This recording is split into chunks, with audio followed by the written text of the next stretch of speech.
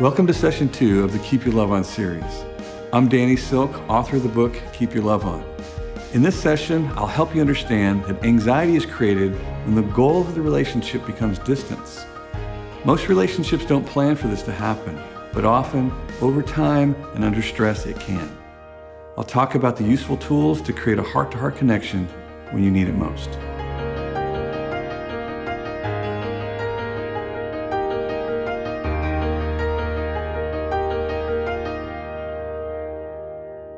Chapter 2 is really about what we do with that choice. That choice that we have is to keep our love on. I mean, that language infers that it involves a choice.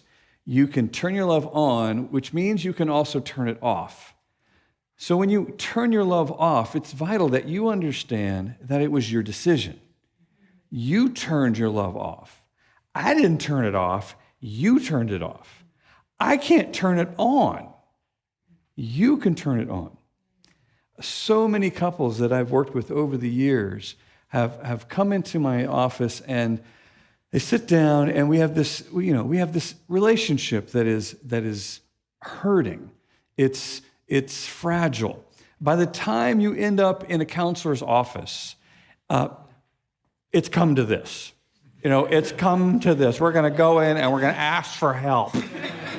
We've been dying for years. It's kind of like going in the doctor's office after your arm falls off. You walk in with your arm.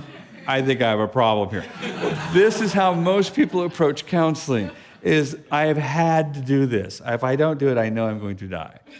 So they're sitting in the office here in front of me, and the first question I'm going to ask them, as soon as they stop talking, because, I'll say, what brings you here today? Da, da, da.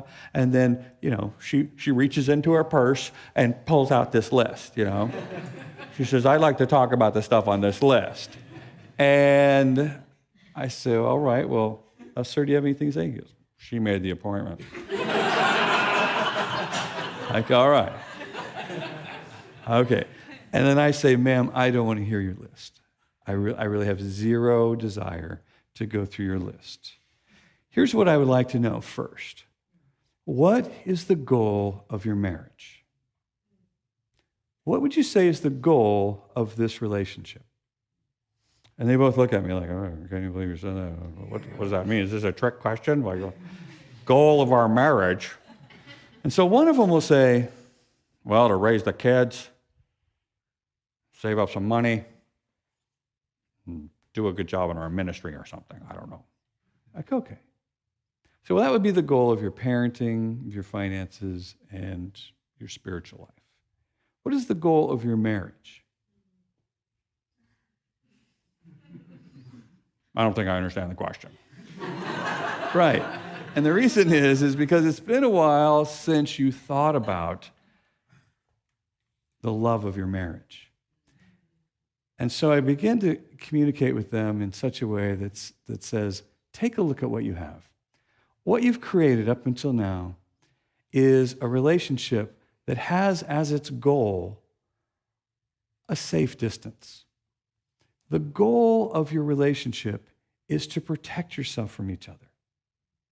You are managing the distance right now. Sometimes you only need this much. Other times you need this much. If you end up with less than you need, you just roll a relational grenade out there, and now what you have is your goal. See, it's your goal. When you have the goal of distance, there's nothing the other person can do to connect with you. It's your goal. I have chosen distance. I said, what is the goal of this relationship? They go, that sounds like our goal. We're scared of each other. We are trying to protect ourselves from each other. Right. So what would you say is your goal? Well, she says, it'll be nice to be able to have a conversation. I said, okay, a conversation. So one of your goals is to be able to have a conversation. Anything else? And he says, peace. Be nice to have some peace. Okay, so that was probably in your wedding vows, right? I hope to one day have a conversation and some peace with you. Is that what you say? They go, no. So what would you say is the goal of your relationship? And I keep asking the question until they say something like a loving, intimate connection. Because if they say, one or both of them says, you know what, my goal is distance, I'm keeping it, then I say to them, this is our last meeting. Because you don't need my help creating distance. You're doing a great job without me, right? So if you like to change your goal to connection, you're going to need my help because it looks like you're having a really hard time. And so this is where we begin to experience love, is when my goal is connection. The goal that brings me to pursue you, the goal that brings me to move towards you, even when I'm hurt, even when we're disconnected, comes from the fact that I have taken responsibility for my goal. Whatever you've decided, that's yours. But if we're working on this together, pretty soon we're going to identify one of us or both of us has turned our love off. There's nothing I can do about your love. I'll be working on mine. When the Pharisees in the New Testament asked Jesus, what's the greatest commandment? Give us a rule. Give us the number one rule. What would it be? He said, well, that would be love. Love God, love your neighbor, love yourself. Love, love, love. Everybody thinks the Beatles came up with that. No, Jesus came up with that, right? All you need is love. This is what is the grandest part of your life. The greatest thing that you could be doing is choosing to keep your love on. This is what gives a place for God to work through your life. This is what gives a place for the kingdom of heaven to take up host in your relationship, is you've done your part. You keep your love on. He then goes on to say, there is no greater thing that you can do for anybody else than to lay down your life as an act of love. This is what makes you the most valuable player in a relationship, is you're willing to lay your life down. Which means it doesn't have to be all about you all the time. As a matter of fact, this is part of me choosing you in our relationship. I keep my love on, even if I think you turned yours off. Ugh. This is sacrifice, and that happens when you think somebody's got their love off and you left yours on, because it feels like if you leave yours on, they're going to blow you up somehow. They're going to sneak into your camp and blow you up, you know? So if you just shut your love off, somehow you're going to defend yourself. No, when you shut your love off, you get filled with anxiety. That's the trade-off. We'll talk about that in chapters to come, but when you turn your love off, what replaces that is fear. And now fear has its work in you because you turned your love off. You keep your love on, and you now have something that chases fear away. And that's the power that you're going after. That's the option that you have. Yeah, keep your love on, just incredible tools. And I think it's a step above. I think the beginning of the book really sets the pace. If we're not connecting, then a lot of people communicate, but very few people connect. And that is just so critical. If they get that foundation in the beginning of that, then you can lead into healthy communication and setting boundaries. And it's just incredible. I love it because it's so concise. I think he's taken so many amazing truths and resources, and he's written it in terms that are so understandable, and it's within reach of any couple, any relationship.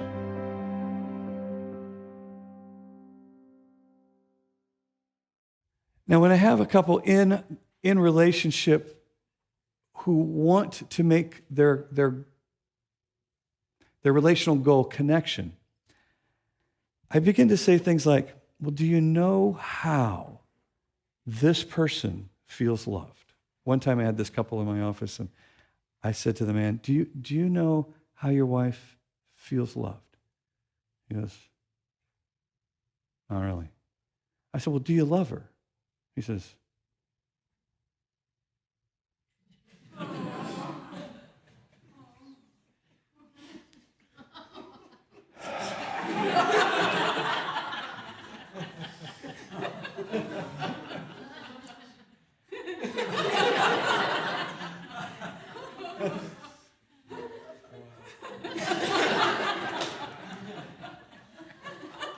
yeah. Wow.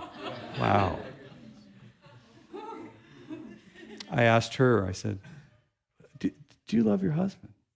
Now, this is a Christian woman.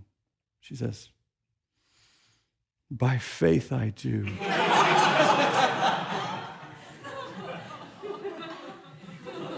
These people had come to see me because their 14-year-old was out of control. And as soon as I started listening to them for just a few minutes, I realized, this is where we need to start right here. This massive disconnect right here is a pipeline for that boy's anxiety. So we went to work on them, and I asked him, I said, do you know how she feels? You do love her? He goes, I said, don't do that again. Let's just go fast forward. You do. Do you know how she feels loved? He says, I used to think I did, but I don't anymore. I've become so frustrated. I said, all right. Well, have you ever read the book, The 5 Love Languages by Gary Chapman? And he said, of course. How many of you have read it? Yes. Yeah, okay. No, not you have it, but you read it. Yeah, okay. Gary Chapman's 5 Love Languages. Now, somebody sent me an email that looked something like this one time. They had these 5 things written down. I was like, oh my gosh, that's genius. That is absolutely a revelation from God. Because here's why. When you have a strategy to increase love in the relationship, that same strategy is decreasing fear. So when I'm sending a message, I love you, and it's going in and you feel loved, fear is dissipating from the relationship. See, the very best you shows up when you feel loved. Conversely, the very worst you shows up when you feel scared. So when we disconnect, the fear increases. And so the remedy is to get the connection back. We've got to work to get this connection back to drive this fear away so the best people show up in the relationship again. Now, these 5 love languages are very practical, very doable. The love language of touch. You know, if you're a touch love language, you know who you are. You know, you feel like a dog or something. Would you just touch me? Just touch me. I just need some affection. Oh, everything will be fine if you just give me some affection. I just need. See, the way it works is when affection goes low, anxiety starts to climb. It's like there's a little meter going on in their chest. They're counting the nanoseconds since they were last touched. And so as the thing's winding up, they start getting a little crazy. They get a little crazy. They get crabby. They get cranky. What's the matter? Nothing's the matter. But if you walk up and hug them, it's like the little meter goes, it resets to 0. They're like, oh, I'm back. Wow. I didn't hurt anybody, did I? I'm sorry. I was kind of blacked out there for a little while. Because it's not something that is necessarily an option. It's a need. I am wired this way, and I don't know why affection has such a powerful I love you effect on me, but it does. Acts of service. Some people are acts of service. I mean, you just do something for me. Would you just help me? See, acts of service people want some help. Would you help me, please? These are the people that walk into a room and they see the backpack. His backpack. Somebody's jacket. Whose shoes are those? The dog needs to be fed. The dishes need to be done. The trash. The anxiety is just choking them to death because they see all this stuff. They're looking around like, oh my gosh, oh my gosh, oh my gosh. They're like, oh my gosh, what am I going to do? Somebody help me. Somebody help me. And so okay, I fed the dog. I took the trash out. I got to put my backpack away. Okay, those are my shoes. Like, oh, that feels like you love me. You helped me. You helped me. They're not trying to control you. They're not your mom or your dad. They just have filled with anxiety over tasks that have to get done. And they're afraid if somebody doesn't help them, they're the only ones that are going to be stuck with it. All right? Gifts. If you're a gift love language, you know that it feels like somebody loves you when they give you a gift that says, I know you. I've been paying attention to you. I was thinking about you when we weren't even together. Here you go. Cha-ching. Wham. All that. Oh, you love me. Look at this. You know me. You were thinking about me. That is effective love. It goes in. Same is true. You forgot to get something while you went on a trip. You didn't even think about me while you're gone. Or something worse, you bring me a gift that shows how little you know about me. Here you go. Yeah, I just stopped at 7-Eleven on the way home. I thought you liked that tape gum. Yeah, I got you some.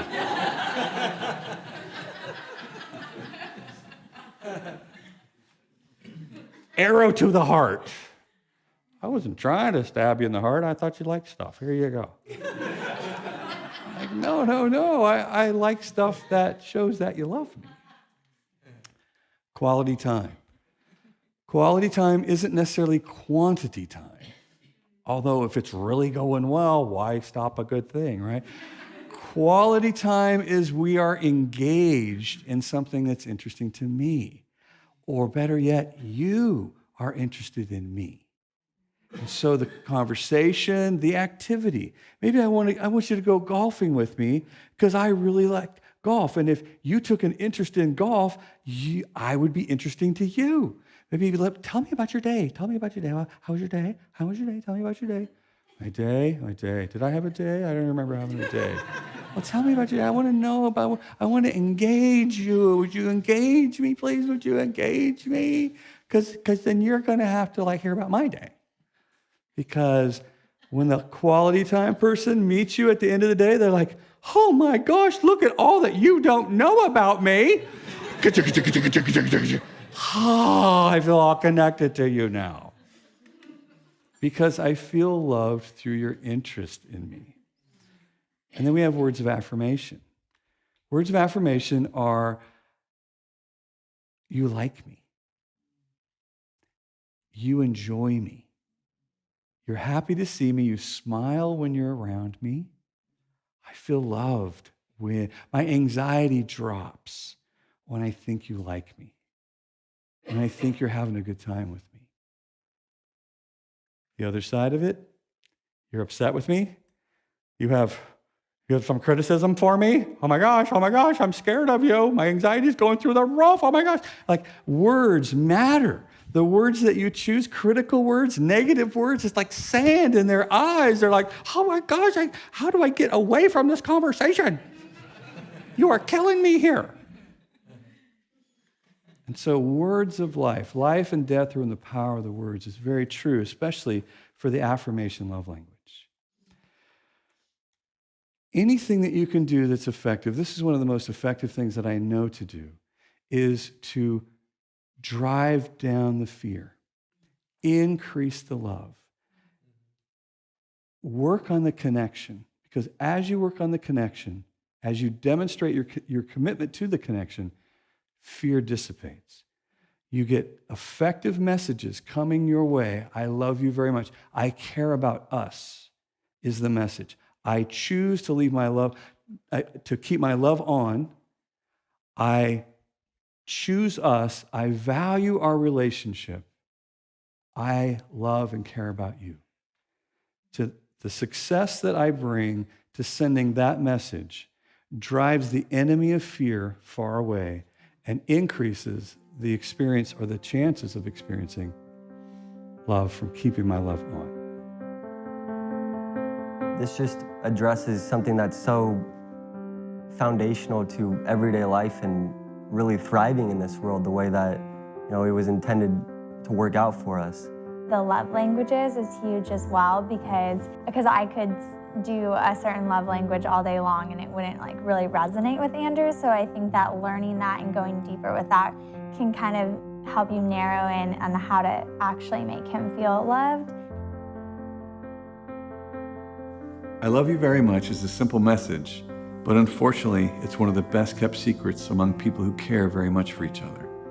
Knowing how the people around us hear and feel love will help drop the anxiety and achieve your goal of a connection. As we close this session, I'd like you to think of 3 people who are important to you. Now ask yourself, do I know how they hear I love you? Am I communicating that love the way they hear it? And don't forget, keep your love on.